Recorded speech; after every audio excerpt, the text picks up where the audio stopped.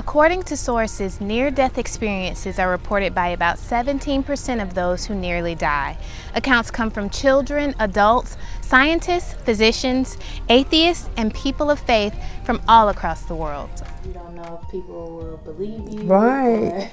I think you're crazy, and she's a lunatic, and I think that's why for a long time I didn't really share. But God did show me there's a heaven and a hell. In this case, the story came from my first grade teacher, Miss Faith Crooms. I sat down with her and her husband in February 2020 to talk about what she experienced in 2007. They said I flatlined 3 times. Yeah. What led up to this was more than 20 years as an active mother and wife, cheerleading coach, entrepreneur, and teacher. The 46-year-old's life took a turn when she felt tingling in her hands and feet and had trouble standing in her classroom. Well, I was diagnosed in 2007 with a rare case of MS that's called neomyelitis optica, and it just like shuts down all your body movements. Cleared to return to work, Faith pressed on until a second incident that summer, this time while visiting her daughter Patrice in another city, preparing to welcome her first grandchild. And then one day my daughter called me and she's like, "Dad, Mama, she's not looking good, you know." So I was like, "Well, let's do the best you can, get her ready. I'll come here." I pretty much had to carry her to the car because she had no, and she couldn't eat. And we took her to the hospital. They gave her some medicine, got her going. She's eating. I'm like, "Oh wow, she's eating and everything." We left her that night. Next morning they called me, "Ms. Crooms, sorry, but your wife not breathing." So, you know, I'm rushed to the hospital. They had to revive her. Faith spent the next 30 days in ICU. Doctors explained the substance only found in autopsies was detected in her body. They said there was nothing else they could do, but Darryl advocated for his wife. Well, I'm like, "Well, what are you giving her?" "Well, we're giving her morphine right now." I'm like, "Well, why are you giving her morphine?" "Well, we believe she's in pain." I said, "But she can't talk. How do you know she's in pain?" "Well, we go by the body movements, you know, and how the patient facial expressions." I said, "Well, don't y'all have some type of high dose Tylenol maybe or something like that?" And I said, "Why don't you try that, back off the morphine?" So they backed off the morphine, gave her Tylenol, and the next morning she raised her leg. Faith says she could hear that conversation, and although she couldn't speak, she cried out to God.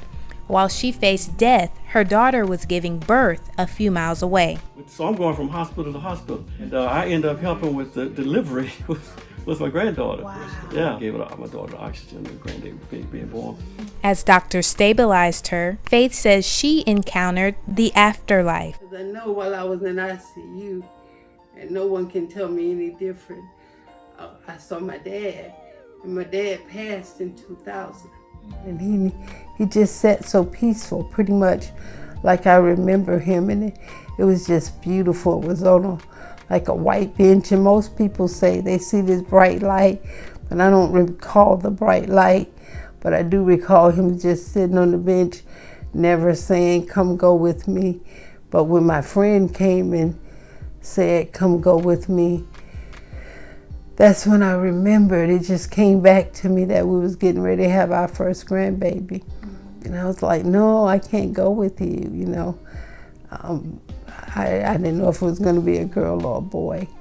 But I was like, "Hey, I need to be there to let him know, or let her know that I love her, and that, you know, there's things in the world it's going to be difficult, but she didn't have to be a follower. She could be a leader." And then that's when I saw the person go away from me, and what I saw afterwards, the whipping, and it was just, yeah, it was a lot. Doctors said if Faith lived, she would be a vegetable, but after 60 days of physical therapy, she returned home and called herself a walking, talking, driving miracle. As she recovered over the next year, she wrote and published Live by Faith, telling her story. She treasured moments with her family. My son, in 2008, he was selected for the best and the brightest, and we were able to go to Wall Street that summer. Over the next 10 years, she established a business, went back to teaching, marked milestones with her loved ones, and watched her granddaughter grow up. In 2018, she suffered a major crisis the day before Thanksgiving. She was once again pronounced dead. They say she was gone for like 6 minutes or something. 8. 8 minutes, okay. But she survived, and 2 years later, I witnessed her hitting milestones in physical therapy. You see that, Mr. Crooms? Right now, I'm facing that journey, but I feel real positive about it because I know I serve an awesome God. Yep. Throughout this battle of her body, Faith's story speaks to the power of the Spirit. You know, because we all have a gift, and in my case, it's the thinking, well, okay, if you have the gift of healing, or if you have the gift of laying hands on a person, then why are you sick? And then I think about Jesus on the cross. I don't compare myself to him, but even they were like laughing and saying, well, you done saved all these people, or you've done all these miracles. Why don't you save yourself, you know? Faith took a final journey home on September 11th, 2020. We had talked during the climate of the COVID pandemic and protests against police brutality. She was intent on leaving the world with her story. Well, I feel like it's important to share, to let people know that there is a heaven and a hell. I know we always want to say, oh, we're all going to heaven because God wouldn't put anybody in hell.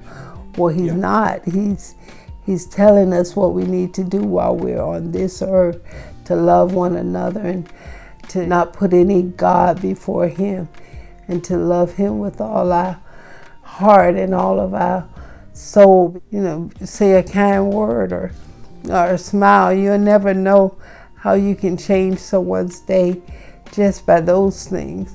And I just want to thank my family, because God knows there were some days I wasn't the nicest person in the world, but all the work that they do and just the help and the love that they show, and I appreciate it. Yeah. And my friends.